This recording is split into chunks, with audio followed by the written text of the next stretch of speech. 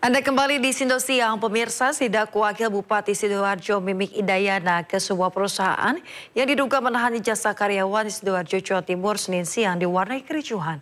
Sejumlah karyawan yang ijazahnya ditahan perusahaan berusaha memaksa masuk ke perusahaan saat Wabub Sidoarjo sidak ke dalam perusahaan bersama instansi terkait.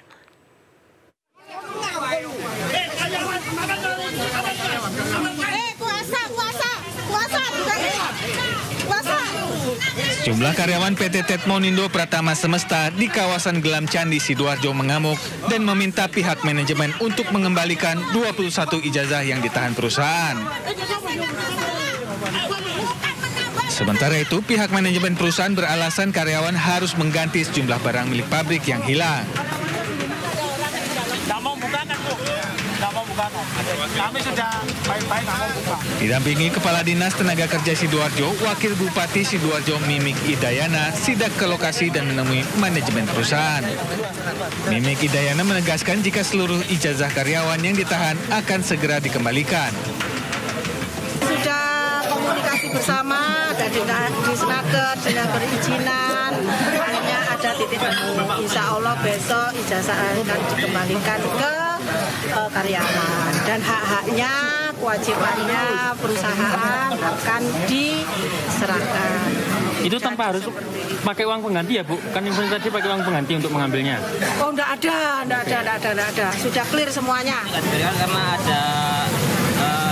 ada perselisihan sedikit Pak, ada yang kehilangan barang. Untuk karyawan itu sudah ada tanda tangan perjanjian kontrak untuk untuk mengganti barang yang hilang tadi Pak. Sebesar 250.000 tiap bulan selama 2 tahun. Kasus penahanan ijazah oleh perusahaan produsen tendon air di Candi Sidoarjo ini telah dilaporkan ke polisi. Dari Sidoarjo, Jawa Timur, Pramono Putra, iNews melaporkan. Pemirsa, Wamenaker Immanuel Ebenezer mengungkapkan kekesalan di atas pernyataan salah satu staf personal RIA atau HRD di sosial media yang menyebut bursa kerja atau job fair hanyalah formalitas belaka.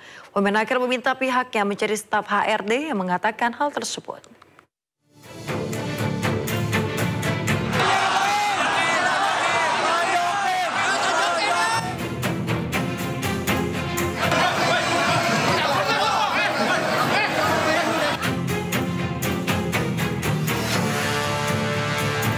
Sulitnya mencari pekerjaan membuat job fair ramai dipadati para pencari kerja. Mereka rela antre demi bisa mendapatkan pekerjaan yang diimpikan.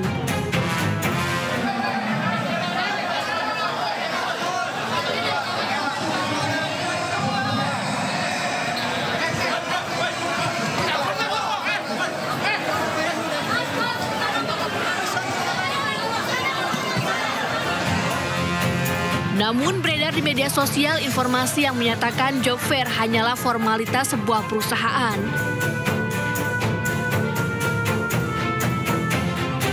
Job fair itu ngomong kosong, itu buat brandingnya kantor, malah itu. Kegiatan itu digunakan untuk brandingnya kantor.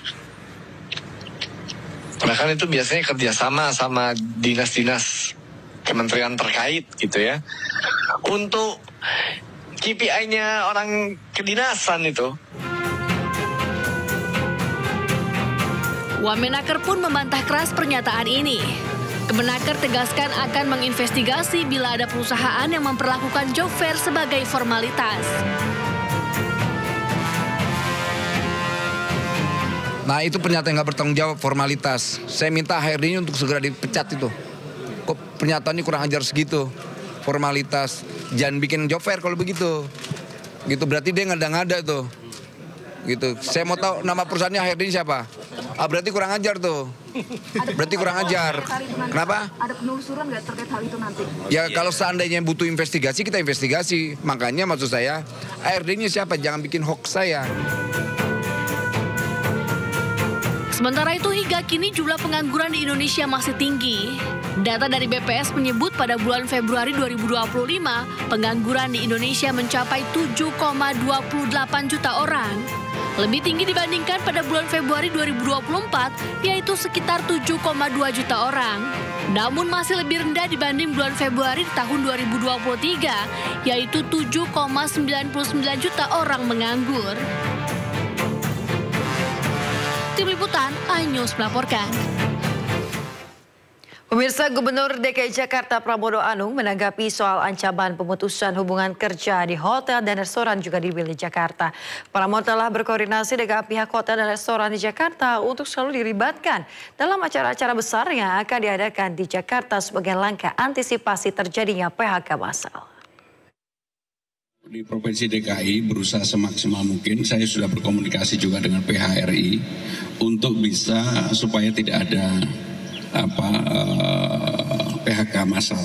Kenapa itu kami lakukan? Kami memperbanyak event. Kalau teman-teman pelajari, event di Jakarta sekarang ini kan banyak banget. Mulai dari lari, bulan ini aja ada 3 atau 4 lari. Kemudian event-event musik yang dulu belum ada seperti Soundfest tiba-tiba ada. Kemudian kalau Java Jazz kan ada. Nah, dengan perbanyakan event ini membuat perhotelan bisa bertahan. Tetapi saya yakin, saya melihat sekarang ini, apalagi di pemerintah pusat sudah ada langkah-langkah untuk mengurangi pengetatan ini. Apalagi kalau kita lihat bahwa bulan April ini kan sudah mulai surplus, artinya memang ada langkah-langkah itu dan kami akan memberikan support sepenuhnya. Terima kasih. Wassalamualaikum. Kita beralih ke informasi lain, pemirsa. Sidang gugatan ijazah Jokowi di Pengadilan Negeri Solo diwarnai intervensi dari teman seangkatan Jokowi di SMA Negeri 6 Surakarta. Ia mengajukan gugatan intervensi karena merasa dirugikan oleh pihak penggugat.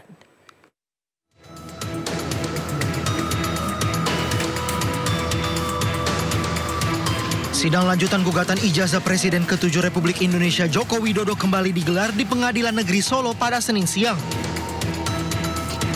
Agenda sidang berlanjut dengan kehadiran teman satu angkatan Jokowi di SMA Negeri 6 Surakarta yang mengajukan gugatan intervensi. Gugatan diajukan karena merasa dirugikan oleh pihak penggugat. Persidangan kemudian dilanjutkan dengan agenda pembacaan gugatan yang disampaikan oleh tim kuasa hukum alumni SMA Negeri 6 Surakarta angkatan tahun 1980. Melakukan permohonan intervensi itu atas dasar beberapa dokumen yang dimiliki oleh klien kami. Ini kan ijazah dari produk tergugat 3 ya, SMA Negeri 6. Nah, produk ini kalau kami lihat dari jeda waktu 80 sampai 85 itu produk semacam ini ada ribuan. Kalau dari gugatan intervensi ya sesuai dengan hukum acara. Tadi kan untuk para penggugat interveniennya kan sudah memasukkan permohonan, tetapi sayangnya kami kan belum diberikan permohonan. Jadi kami anggap beliau-beliau ini kan sebagai intervenien kurang siap lah. Sidang putusan gugatan intervensi dijadwalkan akan digelar pada Kamis 5 Juni 2025. Jika gugatan dikabulkan, maka intervensi akan digabungkan dalam gugatan perkara ini. Namun jika ditolak, maka persidangan akan kembali ke pokok perkara. Dari Solo, Jawa Tengah, Septiantoro, iNews melaporkan. Pemirsa, Kejaksaan Agung kembali menggeledah sebuah rumah milik mantan staf Sus Nadiem Makarim di kawasan Cilandak, Jakarta Selatan. Penggeledahan berkaitan dengan penyelidikan kasus dugaan korupsi pengadaan laptop Chromebook di Kemendikbudristek era Nadiem Makarim. Hal tersebut ditegaskan Kapus Penkum Kejagung Harley Siregar. Menurut Harley, penggeledahan dilakukan di rumah eks-staf Sus berinisial I yang juga sebagai tenaga teknis di Kemendikbudristek. Dari penggeledahan ini, penyidik Kejaksaan Agung menyita sejumlah dokumen elektronik yang kini sedang dalam proses pemeriksaan. Dugaan korupsi pada pengadaan laptop Chromebook di Kemendikbudristek menelan anggaran hingga 9,9 triliun rupiah. Mungkin ya, sehingga dilakukan penggeledahan di daerah Jakarta Selatan dan ditemukan barang bukti elektronik ya, ada HP, ada laptop dan semua itu tentu sedang dibaca oleh penyidik. Pemirsa, sebelumnya pada 21 Mei lalu, penyidik Kejagung melakukan penggeledahan di 2 unit apartemen milik ex-Stafsus Nadiem berinisial JT dan juga RH. Dalam penggeledahan tersebut, penyidik sita sejumlah alat bukti.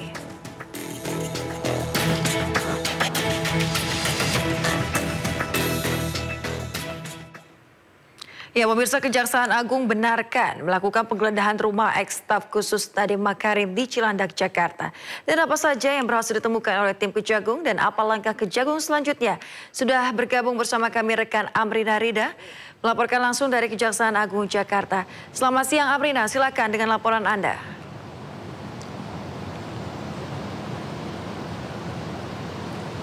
Iya, Yasmin dan juga pemirsa, benar sekali bahwa memang saat ini dari pihak Kejaksaan Agung Republik Indonesia ataupun juga Kejagung ini masih dalam proses untuk melakukan pendalaman dan juga penyidikan terkait dengan kasus dugaan korupsi pengadaan laptop berbasis Chromebook yang terjadi di lingkungan Kemendikbudristek.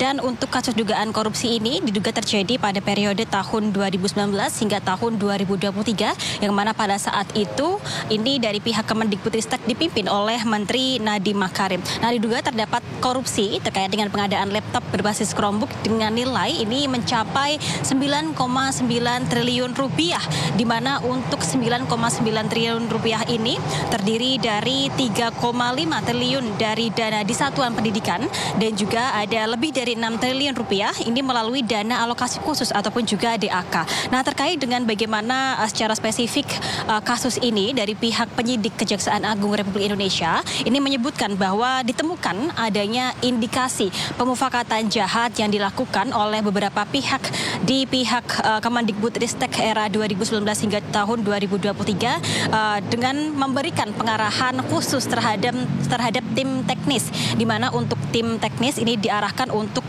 membuat kajian terkait dengan pengadaan alat teknologi informasi dan juga komunikasi berupa laptop berbasis sistem Chrome ataupun juga Chromebook. Dan melalui kajian tersebut ini dibuat seolah-olah bahwa dibutuhkan ataupun juga akan dilakukan pengadaan laptop karena dibutuhkan adanya penggunaan laptop berbasis Chrome, yakni Chromebook pada tahun 2019 hingga tahun 2023. Padahal pada tahun 2019 dari pihak Kemendikbudristek ini sebelumnya sudah melakukan adanya kajian dan juga sudah melakukan uji coba terhadap 1.000 Chromebook di sejumlah satuan pendidikan ataupun juga di bidang pendidikan, dan ditemukan fakta ataupun juga hasil dari kajian pada tahun 2019 bahwa sebenarnya untuk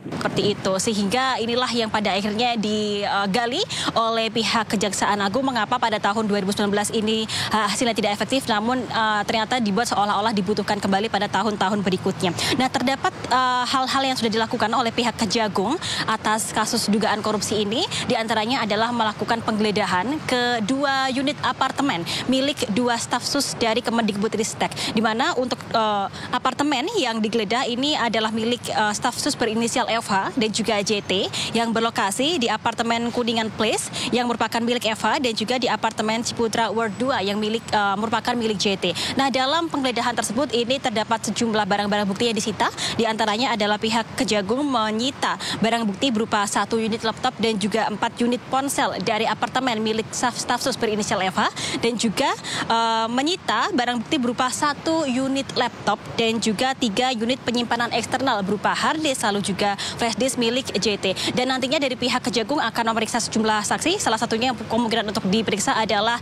Menteri Nadiem Makarim. Sementara demikian, kembali ke Anda, Yasmin.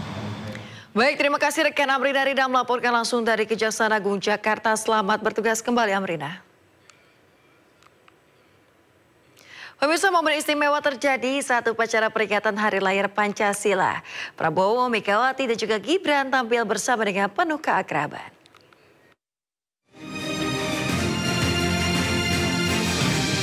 Ketua Umum PDIP Megawati Soekarno Putri menghadiri upacara peringatan Hari Lahir Pancasila yang dipimpin Presiden Prabowo Subianto di Gedung Pancasila, Kementerian Luar Negeri Jakarta Pusat.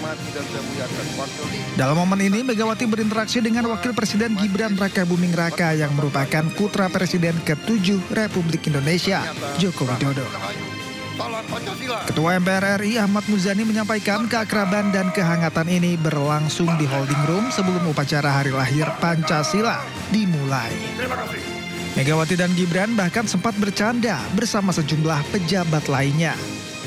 Iya, dia memang bercanda-canda juga, bercanda. Gibran ngobrol sama Bu Mega di dalam. Iya, bercanda di antara kita yang ada di holding, ada saya, ada Pak Prabowo.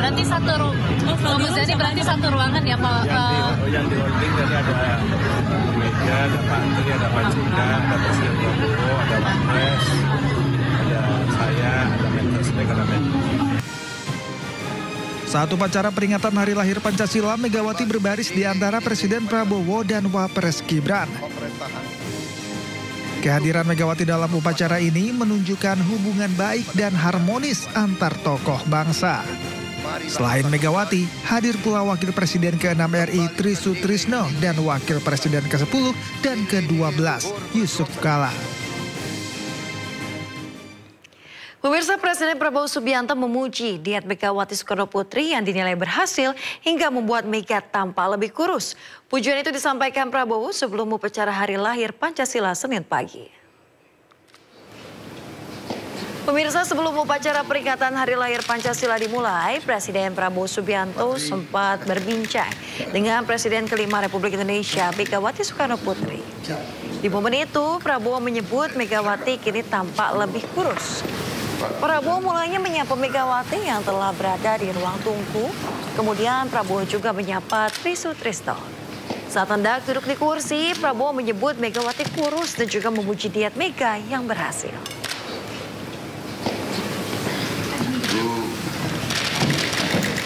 Ibu agak kurus, Bu. Waduh, luar biasa. Ibu kurus. Ibu berhasil. Oh iya, sih. Dietnya berhasil. Lama gue ini, katanya. Yang penting kalau pagi kopi. Seluruh jemaah calon haji Indonesia yang berjumlah 203.000 lebih memasuki masa tenang sebelum menjalani puncak ibadah haji di Armuzna. Informasi selengkapnya usai jeda berikut, tetaplah di Indosiar.